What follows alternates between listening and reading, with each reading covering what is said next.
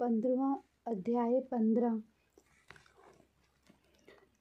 नाद्य कीर्तन पद्धति श्री चोलकर की शक्कर रहित चाय 2 छिपकलियाँ। पाठकों को स्मरण होगा कि छठे अध्याय के अनुसार शिरडी में रामनवमी उत्सव मनाया जाता था। यह कैसे प्रारंभ हुआ और पहले वर्ष ही इस अवसर पर कीर्तन करने के लिए एक अच्छे हरिदास के मिलने में क्या क्या कठिनाइयाँ हुई, इसका भी वर्णन वहाँ किया गया है। इस अध्याय में दासगणों की कीर्तन पद्धति का वर्णन होगा। नारदीय कीर्तन पद्धति। बहुधा हरिदास कीर्तन करते समय एक लंबा अंगरखा और पूरी पोशाक पहनते हैं। वह सिर पर फेटा और सापा बांधते हैं। एक लंबा कोट तथा भीतर कमीज, कंधे पर गमछा और सदैव की भांति एक लंबी धोती पहनते हैं। एक बार गांव में कीर्तन के लिए जाते हुए दासगणों की उपयुक्त रीति से सर धजकर बाबा को प्रणाम करने पहुंचे। बाबा उन्हें देखते ही कहने लगे, अच्छा दुल्ला राजा, इस प्रकार सर धजकर कहाँ जा रहे हो? उत्तर मिला कि कीर्तन के लिए। बाबा ने पूछा कि यह कोट, गमछा और फेटे, इन सबको की अवस्था ही क्या है? इनको अभी के अभी मेरे सामने ही उतारो। इस शरीर पर इन्हें धारण करने की कोई आवश्यकता नहीं है। दासगणों ने इन वस्त्रों को कभी नहीं पहना। वह सदैव कमर से ऊपर अंग खुले रखकर, हाथ में करतार और गले में हार पहनकर ही कीर्तन किया करते थे। यह पद्धति यद्यपि हरिदासों द्वारा अपनाई गई पद्धति के अनुरूप नहीं है, परंतु फिर भी शुद्ध तथा पवित्र है। कीर्तन पद्धति के जन्मदाता नारद मुनि कटी से ऊपर सिर पर कोई वस्त्र धारण नहीं करते थे। वह एक हाथ में वीणा लेकर हरि कीर्तन करते हुए त्रिलोक में घूमते थे। श्री चोलकर की शक्कर रहित चाय। बाबा की कीर्ति पूना और अहमदनगर जिले में फैल चुकी थी, परंतु श्री नाने साहब चांदको के व्यक्तिगत वार्तालाप तथा दासगणों के मधुर कीर्तन द्वारा बाबा की कीर्ति कोकम बम्बई प्रांत में ही फैल गई। इसका श्रेय केवल श्री दासगणों को ही है। भगवान उन्हें सदैव सुखी रखे। उन्होंने अपने सुंदर प्राकृतिक कीर्तन से बाबा को घर घर पहुंचा दिया। श्रोताओं की रुचि प्राय भिन्न भिन्न प्रकार की होती है। किसी को हरिदासों की विद्वता, किसी को भाव, किसी को गायन, तो किसी को चुटकुले तथा किसी को वेदांत विवेचन और किसी को उनकी मुख्य कथा रुचिकर प्रतीत होती है। परंतु ऐसे बिरले ही हैं जिनके हृदय में संत कथा या कीर्तन सुनकर श्रद्धा और प्रेम उमड़ता ही। श्री दासगणों का कीर्तन श्रोताओं के हृदय पर स्थायी प्रभाव डालता था। एक ऐसी घटना नीचे दी जा रही है। एक समय ठाणे के श्री कोपिनेश्वर मंदिर में श्री दासगणों कीर्तन में श्री साईं बाबा का गुणगान कर रहे थे। श्रोताओं में एक चोलकर नामक व्यक्ति भी, जो ठाणे के दीवानी न्यायालय में एक अस्थायी कर्मचारी थे, वे भी वहां उपस्थित थे। दासगणों का कीर्तन सुनकर वह बहुत प्रभावित हुआ और मन ही मन बाबा को नमन कर प्रार्थना करने लगा कि हे बाबा, मैं एक निर्धन व्यक्ति हूँ, अपने कुटुंब का भरण पोषण भी भली भांति करने में असमर्थ हूँ। यदि मैं आपकी कृपा से विभागीय परीक्षा में उत्तीर्ण हो गया तो आपके श्री चरणों में उपस्थित होकर आपके निमित्त मिश्री का प्रसाद बांटूंगा। भाग्य ने पलटा खाया और चोलकर परीक्षा में उत्तीर्ण हो गया।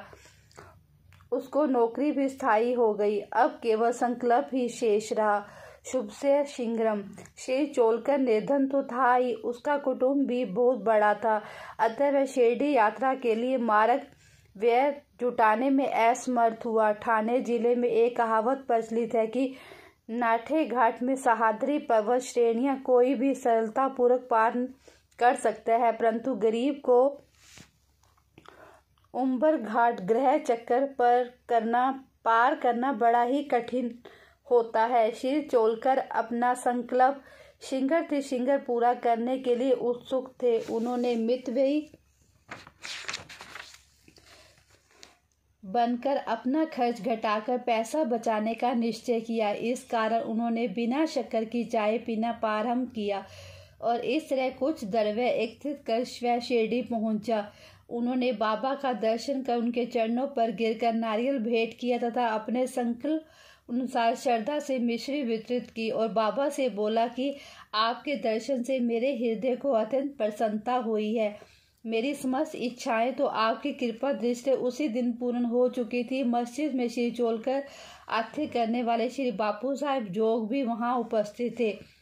जब वह दोनों वहां से जाने लगे तो बाबा जोग ने इस प्रकार कहने लगे कि अपने अतिथि को चाय के प्याले में अच्छी तरह से शक्कर मिलाकर देना।